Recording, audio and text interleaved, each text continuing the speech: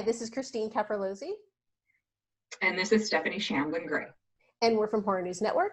And today we're going to be talking about The Haunting of Hill House and looking ahead to The Haunting of Bly Manor, which comes to Netflix October 9th.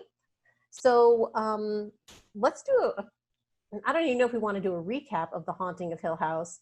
I think, you know, most people who are horror fans and genre fans have seen Haunting of Hill House.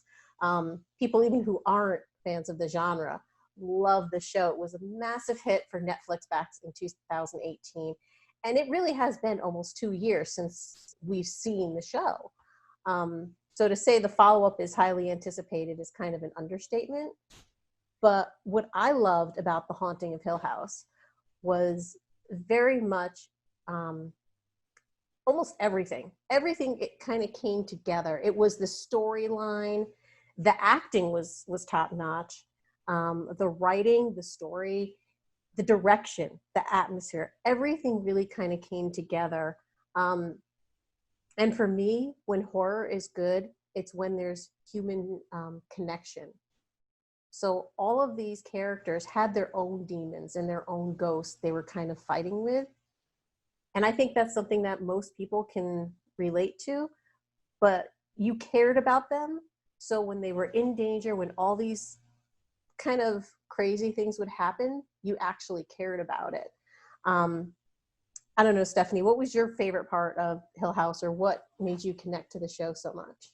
Well, one of the things I really liked is sort of how you were going, is that this was a limited series.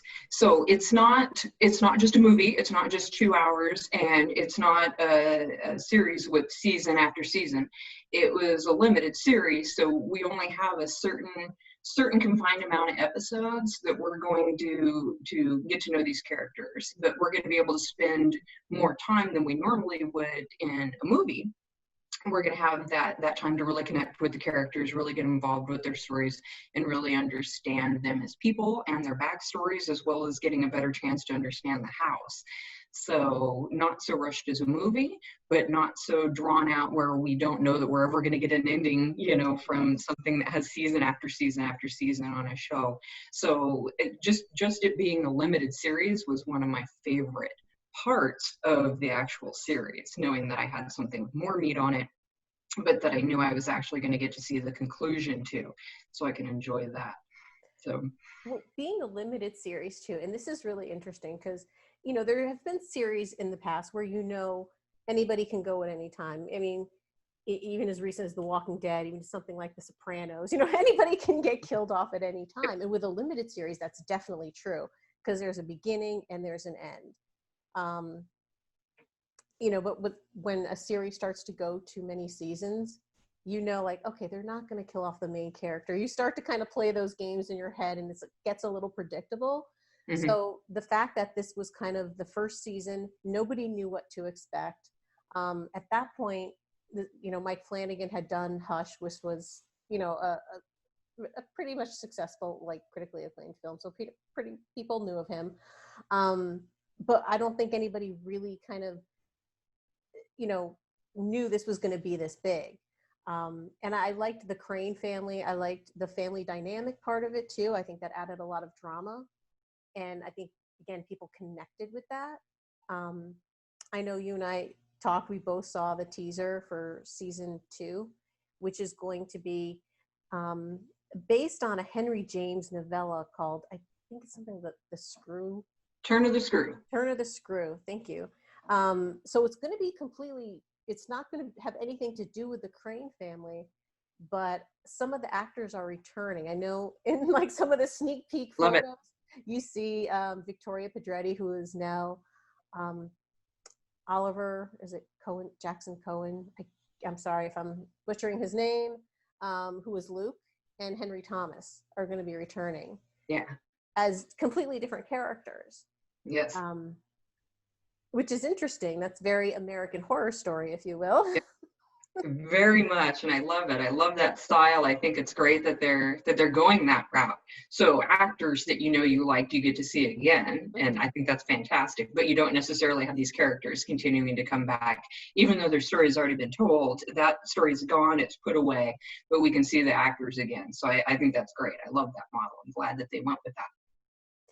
But see, this may be unpopular, but I'm going to miss the Crane family.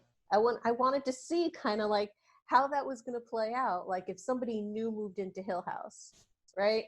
Yeah. And would the mother be there and the father, Timothy Hutton's character, was he well, I mean, the character, was Henry Thomas in his younger years, Timothy Hutton. In the older years, was he going to be there? With Nell and with the mother. So I'm interested to see how, if this does go on for a few seasons, because I'm guessing people are going to tune in when this drops because people are going to want to see it. Will it be like American Horror Story where you see little Easter eggs? And I think it was the last season, Apocalypse, where they started to kind of tie a few things together. Yep. So I'm wondering if that's going to happen, but I'm not going to lie. I'm going to miss the Crane family. I'm going to miss seeing like what happens to them. But it is going to be interesting, the time frame, because from the looks of the trailer, you can't really tell what year it is. Yeah. And it may alter as well.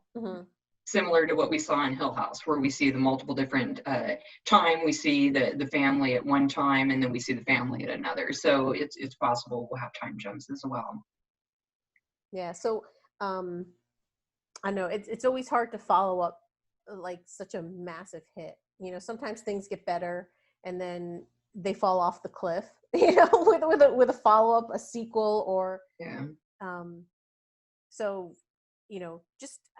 judging by the concept, I think it looks good. It looks like it already is starting to have, remember the first season had those hidden ghosts where you couldn't really tell they were there, but they were there. If you look at the poster for it, it says look beneath the surface. And if you look under the water, if like you're on your phone and you make it bigger, you can see their faces under the water.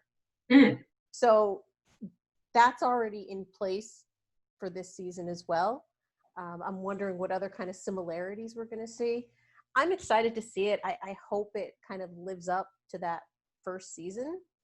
Because, like you said, the good part about that is like when there's one story, you've already put that story to bed. Like there's been a few shows that have had 4 seasons is good. Like we saw that with Bates Motel. Right, we saw that with The Strain. 4 seasons was perfect. It told the story. It didn't drag things on for years and years where people just,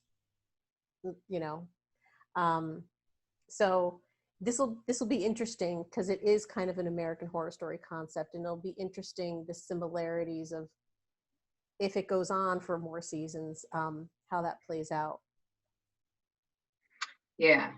Yeah, I'm excited. So looking forward at the new season, one of the things I looked at was what did I know of Turn of the Screw, which was very little until I looked a little further and realized that there had been a movie done previously called The Innocents. I don't know if you saw that one. It was an old black and white movie. And at one point when I was trying to catch up on some old horror movies that I had never seen, that was one that I sat and watched. Part of the reason I watched it was because I was so into The Others with Nicole Kidman, that movie from so many years ago. I don't remember what year it came out, but it was from some time ago. The again, another haunted house movie. Having watched The Innocents, it really didn't give me that same feel. It was one of those movies that when you watch it later from, a time so old that it just doesn't resonate currently. Some of them do, some of them don't. This was one that just didn't resonate with me. So I'm excited to see what Flanagan can do with the story. I think it'll be much more current. I think the changes that are made, just like Hill House, it's sort of a little bit of a re-envisioning, with what's going on here with these stories. We've all seen different versions of Haunting a Hill House in the past. So seeing his version of it, a little different. So I'm interested to see his version of this. I think it'll be much spookier. I think there's, much more opportunity for hidden things that are exciting for rewatching, like the hidden ghosts, the ability to do jump scares, that Hmm. nobody's expecting, when you have so many hours of drama and to get these amazing jump scares, that can come out of nowhere, like we saw in, the first season. So different things like that. I'm happy to see what he's got. I really think he's quite the innovator. Ever Hmm. since Absentia, I think that was probably his first one that he had done, and that was like a Kickstarter. Hmm. So I love that this guy just keeps working and finding new ways to do things. He really kind of steps outside of the box a little bit, and I think he's got a really good thing going with Netflix. He's had some really good opportunities there, and I think he realizes that, and I'm glad to see what he's been doing with it. Yeah, and again, when we talk about the writing and the direction, that was very much key, like, with Hill House. Um, so I'm looking forward to Bly Manor. Again, a little sad to say goodbye to the Cranes, but like you said, sometimes it's best to put the story behind you, and it'll be interesting. So, maybe we reconvene and we talk after we both have watched it in October, Yeah. and we'll see what everyone else. I'm sure people will leave their comments what they what they think. But thank you, Stephanie, and once again, the Haunting of Bly Manor will be coming to Netflix on October 9th, and we will see you soon.